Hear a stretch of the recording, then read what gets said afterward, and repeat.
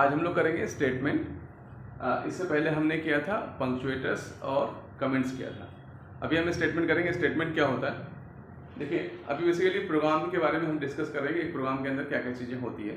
जैसे हम कमेंट्स में मैंने किया था, पंक्चुएटर्स बताया था। पंक्चुएटर्स तो पार्ट ऑफ टोकन है, हालांकि पूरा जो भी हमारा प्रोग्राम बनता है वो टोकन से ही बनता है, ठीक है। तो उसमें अब हम करने वाले हैं, प्रोग्राम का एक पार्ट है स्टेटमेंट। स्टेटमेंट क्या होता है, बेसिकली कोई इंस्ट्रक्शन को, प्रोग्राम के अंदर जो इंस्ट्रक्शन देते हैं उसको हम स्टेटमेंट कहते हैं, व्हिच डज समथिंग, ठीक है। जैसे मान लो क्या दिया हुआ स्टेटमेंट का डेफिनेशन क्या है कि statement is a programming instruction that does something. That does something का मतलब है, जैसे मान लो यहाँ पे x इक्वल टू हमने 10 किया है, तो x इक्वल टू 10 का मतलब 10 will be assign to x का वैल्यू अभी 10 होगा।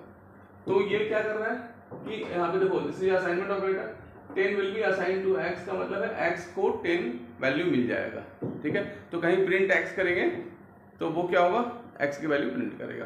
तो इट इज डूइंग समथिंग, तो ये एक स्टेटमेंट हो गया। ये दूसरा स्टेटमेंट है, ये तीसरा स्टेटमेंट है, ये चौथा स्टेटमेंट है। दीज आर स्टेटमेंट्स, इसलिए मैंने दिया हुआ है ये सब सारे क्या है, स्टेटमेंट्स है। ये भी एक स्टेटमेंट है, ठीक है। आगे है एक्सप्रेशन। देखिए एक्सप्रेशन में, एक्सप्रेशन क्या होता है, it is a part of code that produces a value. Basically एक वैल्यू को ही हम एक्सप्रेशन कहते हैं, या part of code which produces a value. या तो वैल्यू हो, या मान लो कोई पार्ट ऑफ कोड है जो एक वैल्यू प्रोड्यूस करता है, उसे हम एक्सप्रेशन कहते हैं। जैसे देखिए यहाँ पे जो हमने स्टेटमेंट दिया है x equal to 10, y equal to 20, इसमें 10, 20 चाहे ये जो वरदान नाम हमने लिखा हुआ है, this is a value, these are values, है ना। देखो 10 एक वैल्यू है, 20 वैल्यू है, ये वैल्यू है, इनको हम एक्सप्रेशन कहते हैं। x प्लस वाई कर रहे हो, x प्लस वाई, देखो ये भी एक एक्सप्रेशन है, क्योंकि इसका रिजल्ट क्या आएगा, एक वैल्यू होगा, ठीक है। तो सो दीज आर एक्सप्रेशंस, ठीक है। तो हम स्टेटमेंट कर चुके हैं, एक्सप्रेशन कर लिया अभी हमने। अब हम करने वाले हैं, अभी मैं देखता हूँ, ठीक है। पहले इसको आप नोट डाउन कर लीजिए, फिर मैं आगे कराता हूँ, ओके। चलिए अब हम लोग करने वाले हैं वेरिएबल। वेरिएबल क्या होता है, ठीक है। वेरिएबल क्या है, variable is a named memory location which is used to store some value, और जिसकी वैल्यू हम प्रोग्राम रन में चेंज कर सकते हैं, जैसे ओवर टाइम, जैसे प्रोग्राम के अंदर जिसकी वैल्यू चेंज हो सकती है, ठीक है। वेरिएबल, जो भी वेरिएबल होगा उसके कुछ नाम होंगे, और उसमें हम कुछ वैल्यू स्टोर कर सकते हैं, और उसकी वैल्यू हम प्रोग्राम के अंदर चेंज भी कर सकते हैं, ठीक है। तो देखो वेरिएबल का क्या दिया हुआ है, it is a named memory location. Named memory location क्यों कहते हैं, क्योंकि जब भी कोई वेरिएबल है, वेरिएबल जो हम कहते हैं वैल्यू स्टोर होता है, वैल्यू स्टोर वेरिएबल में नहीं होता है, वो कहीं ना कहीं मेमोरी में स्टोर होता है, ठीक है। और जिस मेमोरी में स्टोर होता है, मेमोरी के जिस पार्ट में स्टोर होता है, उस मेमोरी के को हम उस वेरिएबल के नाम से जानते हैं, उस वेरिएबल, उस मेमोरी का नाम दे देते हैं। वही वेरिएबल जो होता है उस मेमोरी को रेफर कर रहा होता है, ठीक है। तो इसीलिए हम कहते हैं a variable is a named memory location. उस मेमोरी लोकेशन का नाम होता है वो, ठीक है। Which stores some value and whose value can be changed during program run, जिसकी वैल्यू प्रोग्राम में चेंज हो सकता है, ठीक है। देखिए एग्जांपल ऑफ वेरिएबल में क्या क्या है, जैसे हमने ले लिया x equal to 10, name equal to Aadyansh हमने ले लिया है, तो यहाँ पे x, name, these are variables, ठीक है। और वेरिएबल कैसा होना चाहिए, वेरिएबल के लिए कुछ रूल्स बताया था मैंने। जैसे मैंने आइडेंटिफायर बताया था आपको कि आइडेंटिफायर क्या है, identifier is a variable, variable is a identifier, ठीक है। वेरिएबल को हम आइडेंटिफायर भी कहते हैं। तो आइडेंटिफायर फॉर्मिंग रूल्स में जो भी वेरिएबल का, जो आइडेंटिफायर फॉर्मिंग रूल्स है, उसमें जो जितने भी रूल्स हैं वो सारे फॉलो करना है वाइल नेमिंग अ वेरिएबल। जब भी हमें वेरिएबल का नाम देना है या किसी फंक्शन का नाम दोगे आप, तो उस आइडेंटिफायर फॉर्मिंग रूल्स को फॉलो करना है, ठीक है। तो ये वेरिएबल हो गया। अब देखिए वेरिएबल को हम डिफाइन कैसे करते हैं। प्रोग्राम के अंदर अगर हमें वेरिएबल डिफाइन करना है, जैसे हमें कुछ वैल्यू स्टोर करना होता है, तो हम उसके लिए क्या करेंगे, we need to have a variable, ठीक है। तो वेरिएबल को देखिए दूसरे प्रोग्रामिंग लैंग्वेज में हमें क्या करना होता है, पहले वेरिएबल को डिक्लेयर करना पड़ता है, पहले बताना पड़ता है कि उसमें किस टाइप की वैल्यू हम स्टोर कर सकते हैं, ठीक है।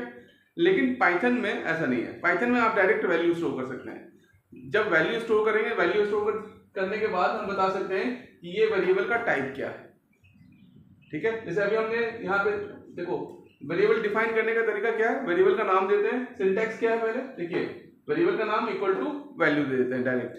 यहाँ पे कोई पहले वेरिएबल का टाइप देना जरूरी नहीं है, ठीक है। तो सिंपल ये याद रखना है कि वेरिएबल को डिफाइन कैसे करना है, वेरिएबल का नाम देंगे इक्वल टू वैल्यू दे देंगे, और नाम कैसा होना चाहिए, जो वैलिड आइडेंटिफायर होगा, ठीक है। तो अभी देखिए एक वेरिएबल का नाम हमने लिया है सिटी, सिटी इक्वल टू हमने कर दिया है दिल्ली, तो दिल्ली एक वैल्यू है और सिटी एक वेरिएबल का नाम है, ठीक है। दूसरा वेरिएबल है नेम, नेम इक्वल टू हमने कर दिया Kartik, x equal to 20, price equal to 500। तो देखो अभी यहाँ पे सिटी स्ट्रिंग टाइप का वेरिएबल होगा, नेम स्ट्रिंग टाइप का वेरिएबल होगा, एक्स प्राइस दोनों इंटीजर टाइप के वेरिएबल्स होंगे, वैल्यू के अकॉर्डिंग उसका वेरिएबल का टाइप पता चलता है हमें, ठीक है। तो इस तरह से हम वेरिएबल को डिफाइन करते हैं। अब देखिए अभी सिटी इक्वल टू हमें दिल्ली करना था, हमने कर दिया, एक वेरिएबल था उसको हमने एक वैल्यू दे दिया। अब अगर हमें मान लो कई सारे वेरिएबल्स हैं, उनको हमें सेम वैल्यू देना है, कई सारे वेरिएबल्स हैं, जैसे मान लो 3 वेरिएबल्स हैं ABC या XYZ, कोई भी वेरिएबल ले सकते हैं, उन 3 वेरिएबल्स को हम एक ही वैल्यू देना चाहते हैं।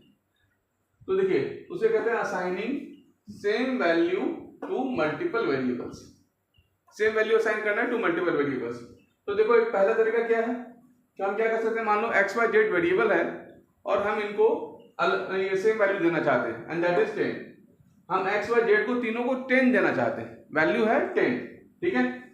तो हम एक तरीका है कि भाई हम ऐसे करते हैं, x equal to 10, y equal to 10, z equal to 10, अलग अलग हमने लिख दिया, अलग अलग स्टेटमेंट दे दिया, कोई प्रॉब्लम नहीं है, ठीक है।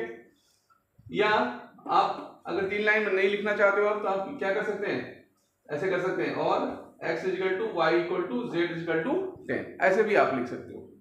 तो हमें लगता है यही वाला हम तरीका फॉलो करेंगे, ठीक है। क्यों? क्योंकि एक ही लाइन में हम लिख सकते हैं, ठीक है। तो इस तरह से हम सेम वैल्यू अगर हमें असाइन करना है मल्टीपल वेरिएबल्स को, तो हम ऐसे कर सकते हैं। अब जितना वेरिएबल मान लो 10 वेरिएबल 20 वेरिएबल जितने भी वेरिएबल्स हैं आप उनको दे सकते हो, 10 20 जितने भी वेरिएबल्स हैं उनको सेम वैल्यू देना चाहते हो, तो you can assign like this, x equal to y equal to z equal to w equal to p equal to कुछ भी इक्वल टू 10, लास्ट में वैल्यू डाल दो। तो देखो असाइनमेंट होता कैसे है, अगर हम सेम वैल्यू दे रहे हैं मल्टीपल वेरिएबल को, तो पहले क्या हुआ, यहाँ पे देखिए 10 will be assign to z। अभी देखो अगर मान लो इसको अभी हम हटा दें, अभी x y z को तो कोई वैल्यू था नहीं पहले से, तो ये 10 पहले क्या होगा, 10 will be assign to z। अब z की वैल्यू देखो क्या हो गया, अभी z की वैल्यू क्या हो गया हमारा, z की वैल्यू है 10। यहाँ पे अगर z इक्वल टू 10 एग्जीक्यूट होगा तो पहले क्या होगा, 10 will be assign to z। Now z की वैल्यू 10 हो चुका है, तो 10 जो z की value that will be assign to y, and value of y will be assign to x। इस तरह से x y z will have the same value and that is 10, ठीक है। क्लियर है मेरे ख्याल से। अब देखिए assigning different value to multiple variables, जहां पे हमें डिफरेंट वैल्यू देना, मल्टीपल वेरिएबल्स है उन सबको हम अलग अलग वैल्यू देना चाहते हैं, ठीक है जी, कोई प्रॉब्लम नहीं। अभी देखिए यहाँ मान लो x y z को हम देना चाहते हैं, x को देना चाह रहे थे 10, y को 20 एंड z को 30, ठीक है। अलग अलग हम वैल्यू देना चाहते हैं, या तो भाई तुम अलग अलग लिख दो अलग अलग लाइन में, ठीक है, नो प्रॉब्लम। या हम क्या कर सकते हैं, x y z equal to 10 20 30, ऐसे कर सकते हैं। अब इसमें कैसे असाइनमेंट होता है, देखिए फर्स्ट वैल्यू, ये असाइनमेंट ऑपरेटर है, असाइनमेंट ऑपरेटर के राइट साइड में जो फर्स्ट वैल्यू है that will be assign to first variable on the left side, second value will be assign to y and third value will be assign to z, that is the third variable, ठीक है। इस तरह से हम different value assign कर सकते हैं multiple variables को। ऐसे ज्यादा वेरिएबल भी दे सकते हो आप, जितना वेरिएबल की रिक्वायरमेंट आपको उसके अकॉर्डिंग आप कर सकते हैं, नो प्रॉब्लम, ठीक है। आई होप समझ आ रहा होगा आप लोग को, ठीक है। इसको नोट डाउन कर लीजिए, फिर हम आगे बढ़ते हैं, ओके, चलिए, ओके।